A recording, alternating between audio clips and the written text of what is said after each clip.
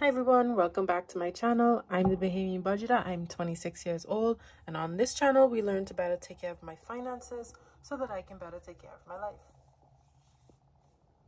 And we are on day 3 of our countdown to New Year. So let's go backwards. So 7, 6, 5 more days until the new year. So today we are going to go over my 2023 goals. Now these are only going to be like budgeting goals. These won't be like weight loss goals or skincare goals or anything like that. These are all just my budgeting goals for 2023.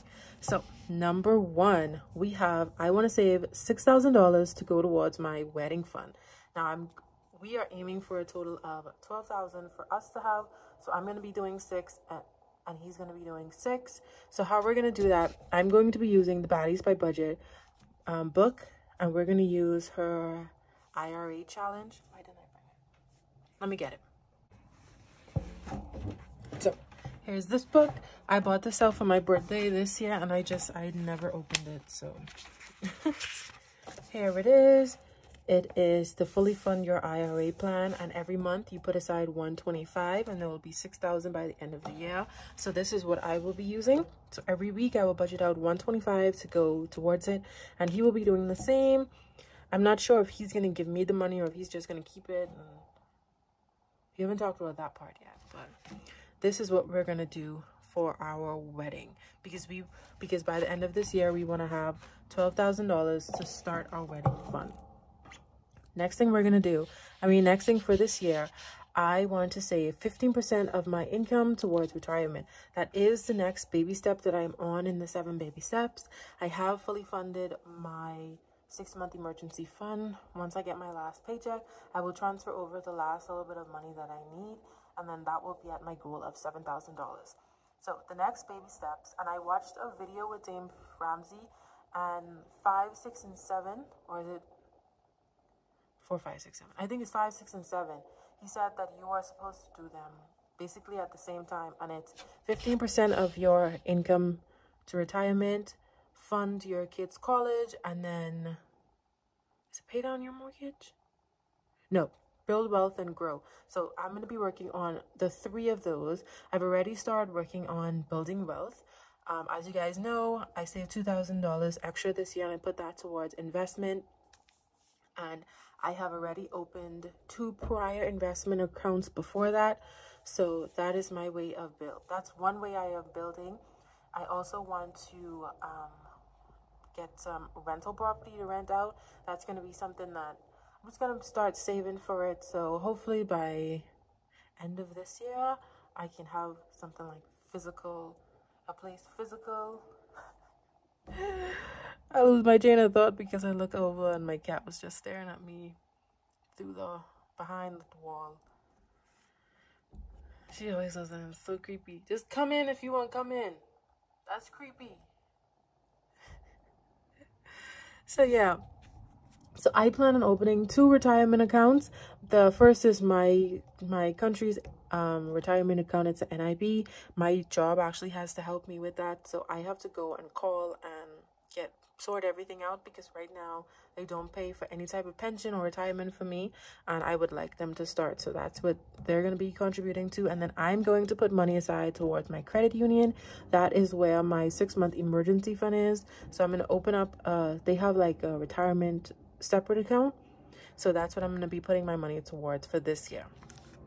So that's 2 things we're going to be working for so far. So that's 15% of my income towards retirement, and then saving $6,000 for my wedding fund.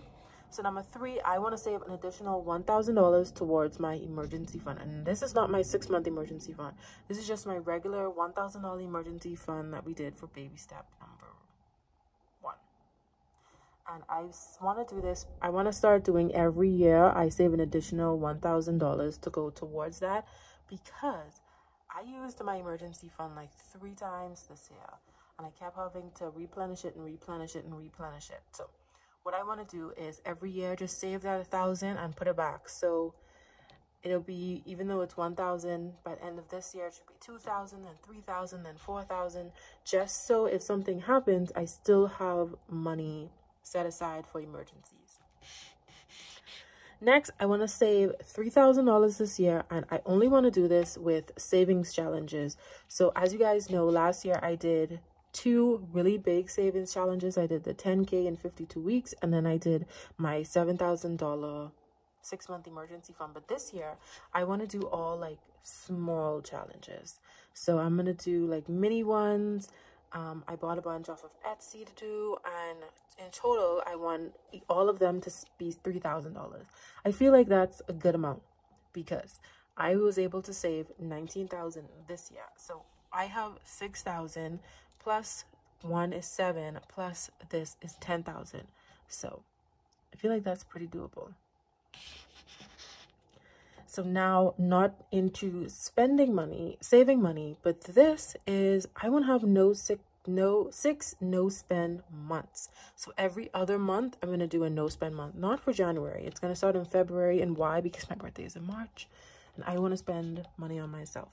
So it's going to start in February. Then every other month, I want to do a no spend month. If I want to carry it over into the next month, that's totally fine. But minimum I would like to have is 6. So I already wrote out what my rules are going to be. So my rules is they do not include bills. So if any bills come out, that obviously doesn't count as a no spend because I have to pay my bills. Also, cash envelopes like gas and groceries, if I spend those money, I also will count it as a no spend because I need gas and I need groceries. However, if I do spend in my spending category, that does count as spending because that's just extra money. And then I'm also not going to count gifts and my cat because gifts come in. I have birthdays in probably every month except July, I think. So gifts are always going to be there. And I don't want to limit how much I can give to people. And as well as my cat, she doesn't work. So I kind of feel like I can't not spend money on her. She's going to need litter. She's going to need food. I might want to get her something else. You know, like she's going to need stuff. So that is also not going to count towards my no spend. So I just want to have 6 of them. So my other one I want to do is I'm going to cut back on self-care spending. I was putting aside $85 a week for self-care spending. I think that is ridiculous that I did that for so long because I don't need to do that. I just thought about it and I was like, I honestly do not need to be spending $85 a week on any type of self-care, anything. So what I'm going to do now is I'm going to do most of my self-care myself. So instead of going to the hairdresser every month, I'm going to wash my hair and do it myself. And I'm just going to go for special occasions. I used to do my hair all the time before. I just really got lazy because as your hair gets longer, it's a lot going on. So yeah, it's a lot happening with natural hair once it starts getting long. And I have very thick hair, so it's just a lot. So I'm just going to have to be patient with it and do that. Then I used to go every month and get my toes do, but I have all the stuff at home to do it. So I'm going to start doing it at home as well as my waxing. I used to go every 6 weeks and get a full body wax, but I have a wax machine at home. I just need the wax beads. So the only thing I'm going to go to her for is for my Brazilian because I've tried doing Brazilians on myself and I just can't get up to all of the little crevices. If you know, you know. But everything else I can do myself, like underarm, my legs, I can do all of that myself. My eyebrows, I don't really grow a lot of hair on my eyebrows, so I can just tweeze them. They're not going to give me any issue. What else is like self-care? So this is everything that I want to do this year that has to do with my budget. Now for my YouTube channel, I do have one goal, and that I have 2 goals for that. One, I would like to reach 500 subscribers. I want to see if I can do it.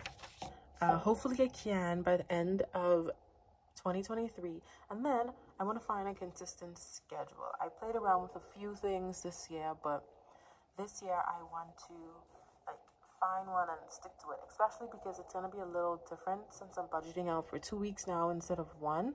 I can't do one video every week now, so I'm going to have to play around with things, see what I like, and then I just want to find it and then post consistently. So that is my goals for this year. And in this video, I also wanted to show you guys that I made my own budget planner for this year. So last year, I used the Budget Mom. I used her Budget by Paycheck book. I use the Budget by Paycheck book by the Budget Mom, and this thing, guys. Can you see that?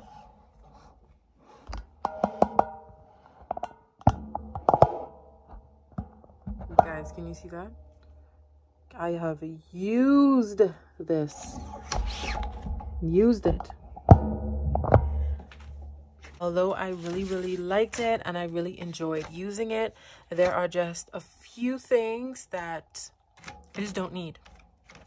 So I just changed around a lot of the stuff in it for me. Like, I think I flipped through this before and I showed you guys that I started to paste my own pages in. So if I have to paste my own pages in, obviously that means I'm not using a lot of these pages, which I wasn't using a lot of these. So yeah, how about I give you guys a quick flip through? So there was January, and then we have February. Oh, here's March, April, May, June, July, August. September is when I started not putting my expenses on the front. So here's October. November, I was super busy, didn't do anything. As well as December, I've been super busy. I have not been doing anything on the front of this. So yeah, I loved this book. I loved what it taught me, but I will not be using it again in 2023. I will be using this Budget by Paycheck book that I created. Please ignore that it says savings challenges. I forgot to change. I forgot to move that because I put this in my savings challenge binder and I totally forgot I had to move this to put. But it works as the cover. So I have my Budget by Paycheck book. I have my little section for my income, all of my different sources of where I can get it from. And then I have my little total denomination thing of what I need. That's all I need. I don't need a big page. Then I have my different categories. There's bills, cash, sinking funds, and savings. That's pretty much it.